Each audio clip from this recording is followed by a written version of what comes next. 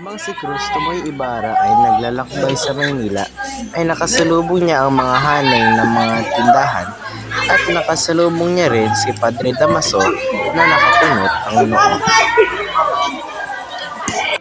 Nakasalubong niya rin si Kapitan Tinong at ang kanyang may bahay. Habang siya ay naglalakad, napansin niya ang puno ng belete na hindi na lumaki simula noong siya ay nasa loob pa ng San Diego, bago siya pumunta ng Espanya.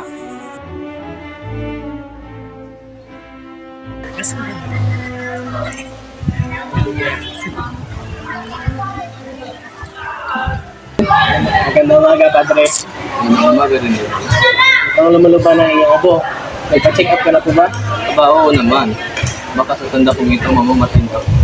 Huwag ka naman ganyan sa sarili mo, Padre. Bakit? Totoo naman.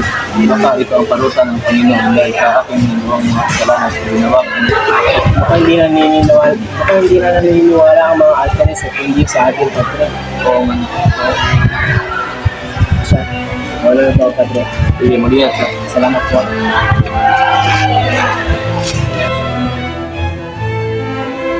Kapitan Tiago, gusto ko makipag-usap sa iyo. Sige po, Padre Damaso. Dito po tayo. Kapitan Tiago, di ba ikaw ang pinakamayaman dito sa aming lugar?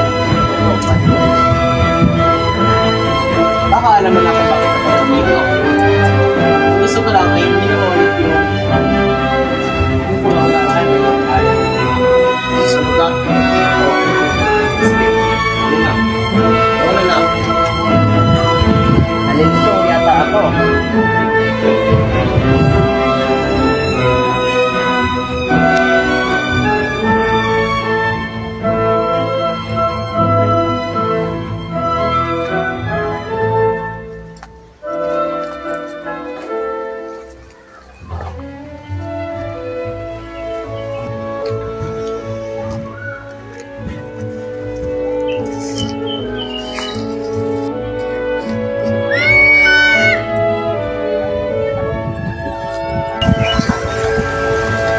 Sino po kayo?